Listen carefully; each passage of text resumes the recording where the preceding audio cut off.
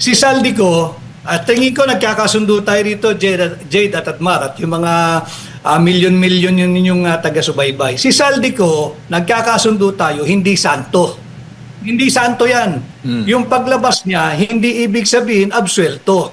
Pero legally, yung impact ng kanyang paglabas, sinasabi lang legally, ang tingin ko rito, hindi ako ang most guilty. At hindi nila pwedeng sabihin incredible source si Saldi. Bakit? Bata nila yan eh. 3 taon mong chairman ng Appropriations, the most powerful committee in the House of Representatives. Ngayong tinalikuran ka dahil you really, they throw him under the bus.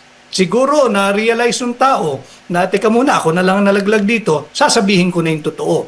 Meron siya mga pinapakitang larawan eh.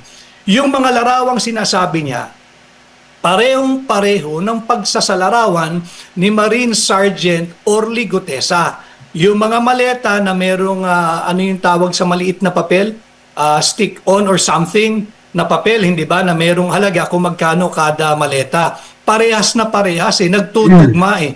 At imbis na sabihin niyang sinungaling si Orly, si Sargento Orly Gutesa, sinabi niya tama lahat ang pinagsasabi noon. So meron nang nagko-corroborate na agad eh. Hindi mo pwedeng sabihin hindi credible witness yan. Eh sinong credible? Kayo lang? Eh kayo nga ang ugat ng korupsyong ito. Hindi ba? Nung January 2025, nagsampa kami ng kaso ni Congressman Sid Ungab to question the unconstitutional, invalid, criminal 2025 national budget. Ano naging tugon nila? Inaral yan ng masusi ng Pangulo at ng kanyang economic team, ng economic managers niya. At binasa kada pahina, around 4,000 pages at wala raw mali. At ngayon, nung naiipit na, inunahan na niya. At least inunahan niya sa mga kaalyado niya sa Kongreso. Eh hindi niya akalain siguro na magkakabuhol-buhol na. O di pati yung mga alyado niya, linalaglag na niya. Opo, kabilang po kayo si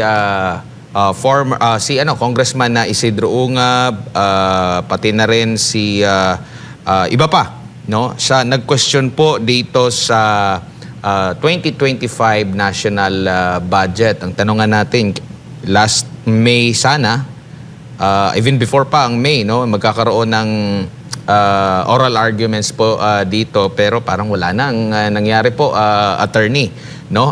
Nasa halos matapos na yung taong kasalukuyan, baka nagastos na nga yung pera for 2025.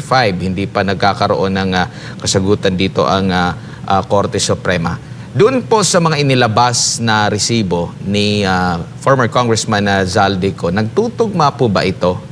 Lalo na doon sa sinasabi niya na mga insertions. Doon po sa nakita niyo pong mga dokumento po dito sa 2025 National Budget, Attorney. Tugma eh. In fact, I hope napanood yun ng ating mga miyembro ng kataas-taasang hukuman. Alam mo, hinug na hinug ng madesisyonan yung kasong yan. And not only that, I think na-desisyonan na rin nila yung nauna pang kaso, yung patungkol sa 60 billion na kinuha ng Marcos Jr. administration mula PhilHealth. Tapos na yun eh. At least yun, nakapag-oral argument, may yung decision na yun long overdue. Dapat yun ilabas na. At ganun din yung ating kasong i-final. Tama kayo, nag-unang nagtakda ng 3 araw, April 1, 2, and 3 for oral argument. Ito ay hindi natuloy, ginawa daw ng May 19, pagdating ng May 19, may notice na naman na ito ay canceled or suspended indefinitely. Eh wala na yun. At tayo patapos ng taon, eh wala pa rin nangyayari. Eh sana naman, umaksyon ng ating Korte Suprema. Opo. And dito po, ito pong question din na medyo matagal, no? Marami na rin medyo marami na rin pong pending sa Korte Suprema na hindi pa nasasagutan. Kumbaga kung hindi ito magkakaroon po ba ng desisyon, maaring magbigay pa rin ito ng go signal doon sa mga korap na patuloy sa pagiging corrupt, no? Lately lang merong mga information na may nagtangka na magsingit na naman doon sa 2026 budget at sinasabing naagapan nila, attorney. Tama yun. At ako, panatag ako, sabi ko nga, ibang-iba ang nagiging itsura ng 20th Congress kung ihahalin tulad mo nung 19th Congress. Nung 19th Congress with impunity. At least ngayon, mas higit marami yung nagsasalita, whether magkakasama or independyente, nagbabantay. And as long as nandyan ang isang congressman si Dungab, nagbabantay yun. At pag nakakita yun ng similar violation kagaya ng ginawa nila dito sa unconstitutional and criminal 2025 national budget, asahan ninyo, magsasampa uli kami ng kaso sa Korte Suprema ditong darating na taon to question again should there be any unconstitutional provisions in the proposed 2026 national budget, including yung mga nakatago sa unprogrammed appropriations. Opo. Ano naman po yung masasabi nyo doon sa notion na nagsimula daw sa kasalukuyang administrasyon sa pangunguna ng Pangulo, kaya nadidiscover itong malawakang sistema ng korupsyon sa flood control at siya lang daw yung una na talagang tumugis dito. Attorney, makatotohanan po ba ito? Absolutely hindi. Di ba, alam na natin nag-iingay na tayo noong 2024.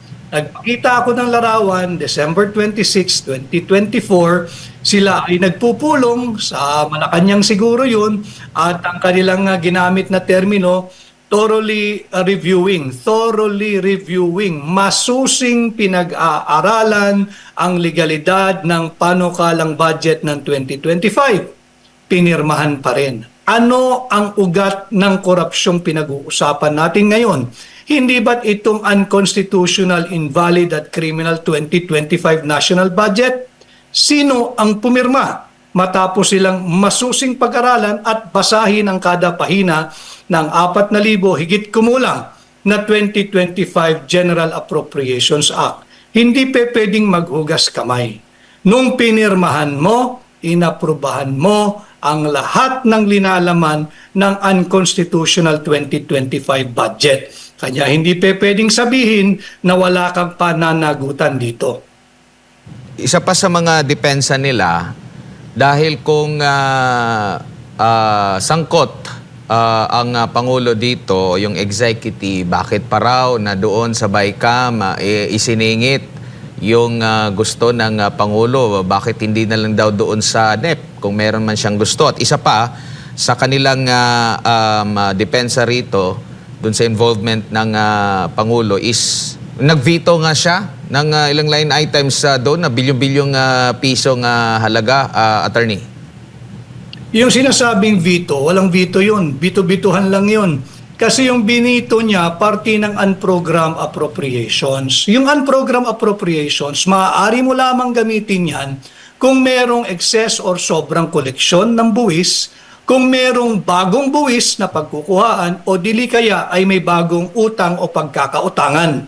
Diyan lamang yan. So yung vinito mo, wala yun, paper veto lamang yun. Sa papel mo lamang vinito yun. Bakit tinira sa Bicameral Conference Committee yung BICAM? Hindi doon sa NEP.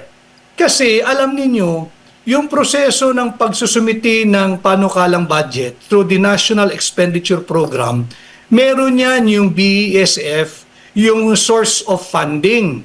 Diba? Nakalagay doon. At nandoon din dadaan yan sa DBCC.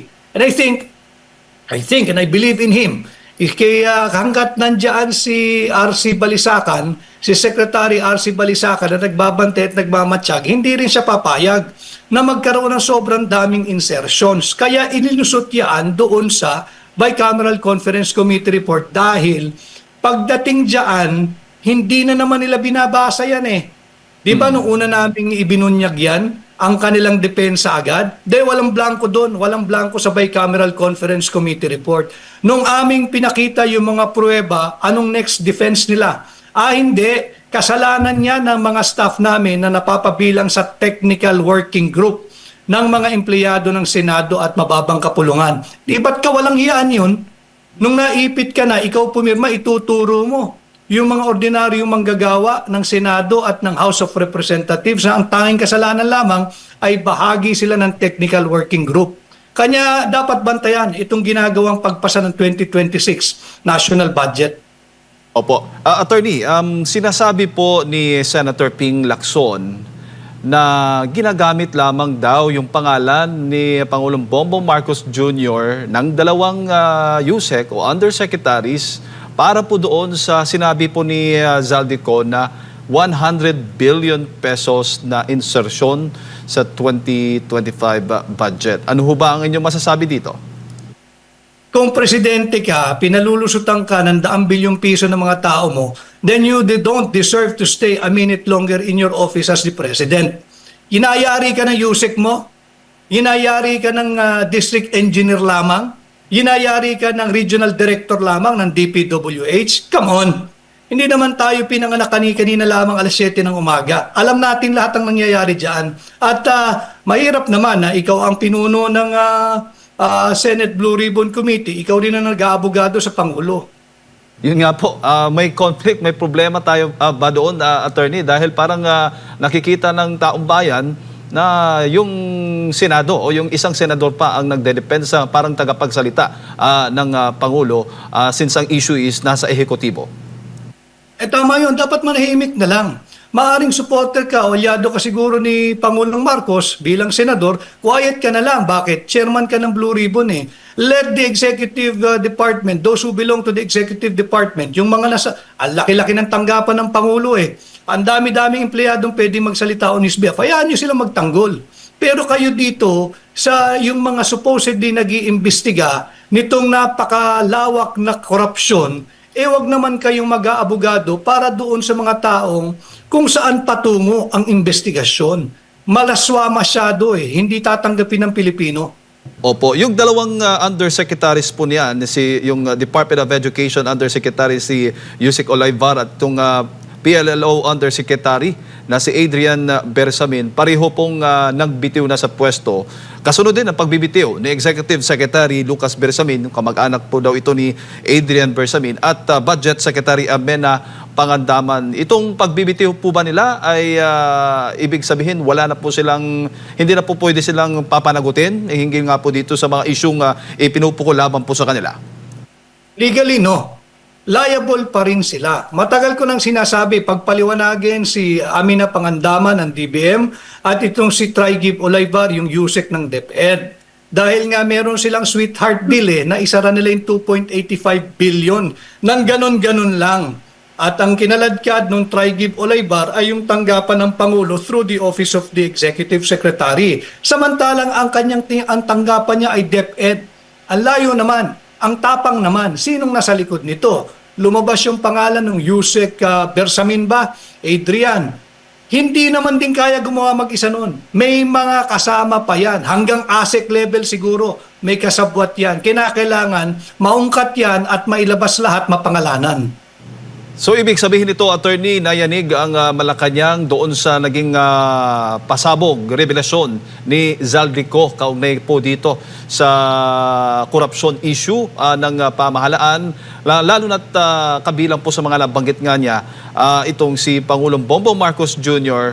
at ang dahilan, ang timing ng pagbibitiw nitong kanyang mga cabinet secretaries, ayun na po yung nangyari sa kanila.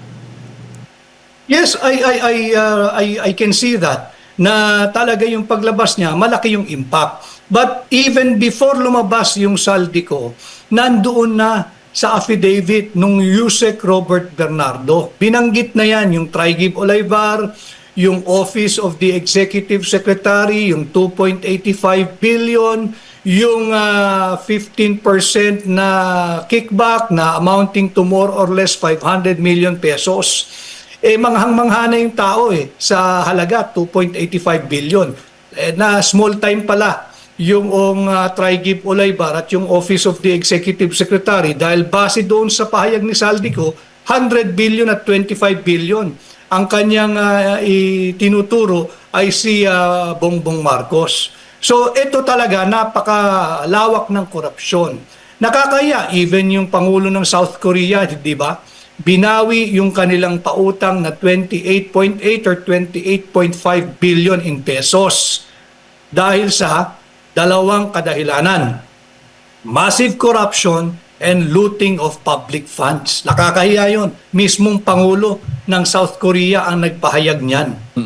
Attorney, can the President survive sa lahat po ng mga nangyayari ngayon na laban po sa kanyang administrasyon at kasunod na rin ng mga panawagan na Marcos resign nga at the same time dun sa pahayag ni Senator Amy Marcos kung 3 dekada ngang nanungkulan ang kanyang ama, si Marcos Sr., 3 taon lang ba ang hangganan itong si Pangulong Bongbong Marcos Jr.? Napakabigat na katanungan, pero ang malinaw dito, meron tayong crisis in leadership. Paano ito matutugunan? Unang-una, kinakailangan muna may humility at acceptance. Ayaw tanggapin na may problema eh. Kaya pag may nagsasalita at nagpapahayag ng mga legitimate dissent or legitimate dissenter, tatakutin sedition, inciting to sedition, destabilizer. Ulitin ko corruption is destabilization. Drug addiction is destabilization. Nakaka-destabilize talaga yan. Kahit kayo dyan sa inyong stasyon, pagka may issue ng korupsyon, ang namumuno diyan, ang moral ng lahat ng tao mababa. Bakit? May korupsyon sa mataas na antas, tapos yung aming sahod hindi man lang mabigyan ng karampatang komento. So magkakaroon talaga ng instability ang pamunuan ng kahit na sino. Yung corruption talagang it will cause instability. Dapat yan harapin. Dapat yan tanggapin na may problema. At dapat yan yung totoong at agarang aksyon. Hindi pwedeng takipan ng kanya-kanyang kampon. Right. Attorney, siguro huling mensahe at paalala po ninyo muli sa ating mga kababayan na nanonood po ngayon sa inyo. Maraming salamat sa pagkakataon sa ating mga kababayan. Patuloy ho kayong magpahayag ng inyong mga hinaing na lehitimo sa pamahalaan. Wala pong seditious doon, hindi po destabilization yun. Yun po ay nakaukit, nakasulat at may garantiya sa ating saligang batas. We have the right to know on matters of public concern. Meron tayong karapatang malaman. Yan po ay nasa Article 3, Section 7 ng ating saligang batas at yung Article 3, Section 4 ng ating saligang batas sa Bill of Rights. Ang kalayaan nating magsalita, magpahayag at payapang magtipon-tipon upang ilabas ang ating reklamo, hinaing at saloobin laban sa mga maling polisiya ng ating pamahalaan. Atin pong protektahan, ipagtanggol ang ating saligang batas. Maraming salamat po at mabuhay, magandang araw po sa ating lahat.